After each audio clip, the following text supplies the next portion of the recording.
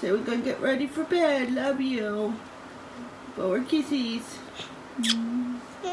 It was just a few days before Christmas in 2019 when 22-month-old Madison Stodolsky snuggled up on the couch and fell asleep with her mother for the last time. 911, where is your emergency? I have almost a 2-year-old daughter. She's not breathing. The little girl's mother, Sassy Stodolsky, was doing CPR as she called 911. Come on, baby. Madison, come on. But it wasn't enough to bring her child back to life. Sassy was a heroin user married to a drug dealer, but when police tried to piece together what happened just hours later, she says it never crossed her mind that the fentanyl she used could be her daughter's killer.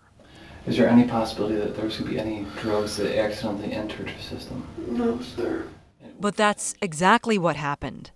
And now, Sassy has nothing but time to reflect on the day her baby took her last breath. Okay, she should be on her way up. I just called the housing unit.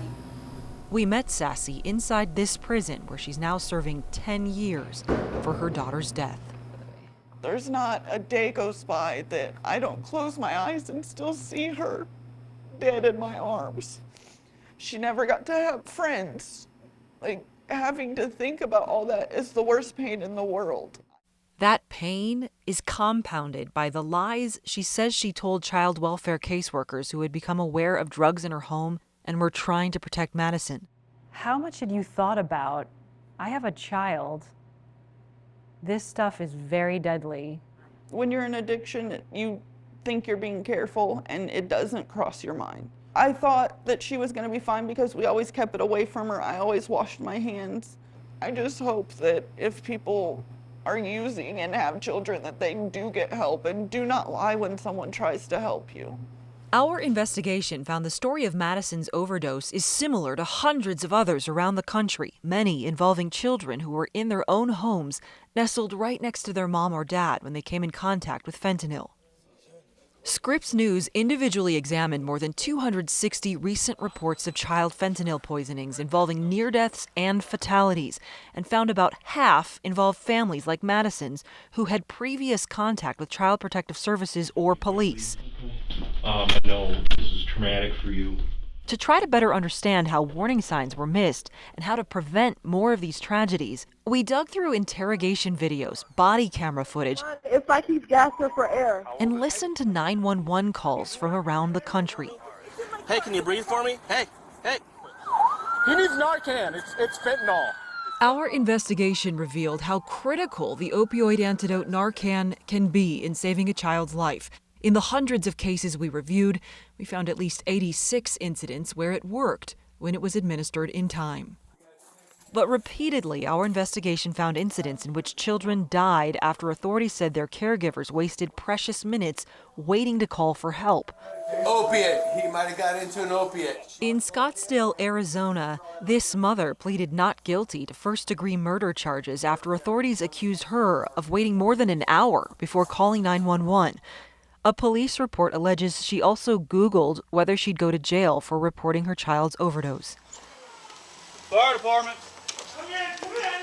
I got up and everything was all over the bed and he was on top of me. One of the other key mistakes we found is that caregivers are often accused of leaving drugs within easy reach of a curious child. When I turned back around, he had the bag of pills in his hand and he was chewing them. And he swallowed a pill. I think he took one of my pills. In hundreds of court documents we reviewed, we found drugs left on coffee tables, in a desk, lying next to candy, in a jewelry box. Kids also got a hold of items used to take drugs, like straws, foils, baggies, and syringe caps. This Kentucky mom said she left drugs in her purse before she fell asleep with her child. That was in the bag. Yeah, that was in the bag. And the plastic thing he was chewing on was fentanyl. Yeah. Her son, 2-year-old Jackson, did not survive. If you are a struggling addict or somebody that has children, what is the most important thing for them to know right now? Like anything that can harm a child, you have to keep it away from the kids. Julie Gaither is an assistant professor of pediatrics at Yale School of Medicine. She spent months researching how the fentanyl epidemic is impacting children. Her work found a nearly six-fold surge in deaths between 2018 and 2021 involving children who were 4 and younger. She wouldn't leave a knife out on the counter. Don't leave opioids out on the counter. The other thing is to have Narcan. You just have very limited time to get in there and to make a difference. Pennsylvania Congresswoman Madeleine Dean carries Narcan in her purse. The Democrat is a mother whose son struggled with opioid addiction for several years, but has since turned his life around. Why shouldn't every family be that lucky? Why shouldn't every family be that blessed? Treating fentanyl and related... The Congresswoman is a chairperson on the Bipartisan Fentanyl Prevention Caucus, established this spring to address the nationwide spike in overdoses.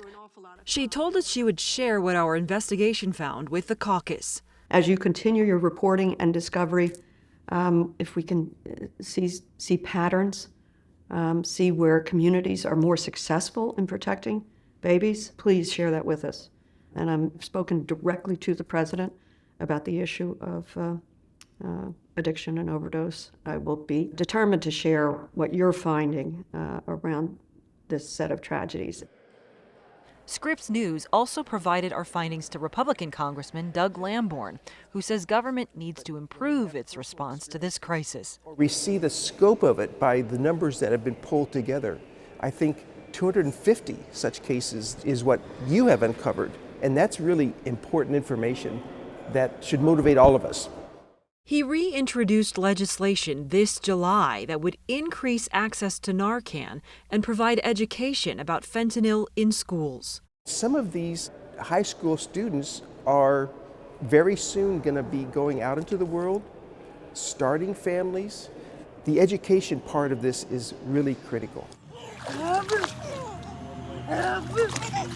Education is also something Sassy Stodalski is dedicated to providing, even from prison. So being here, I've had to feel the pain and I've got to work through it, and now I get to use it to help others.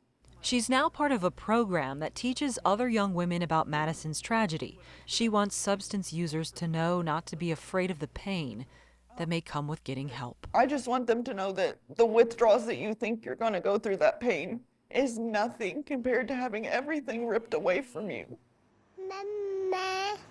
Mammy.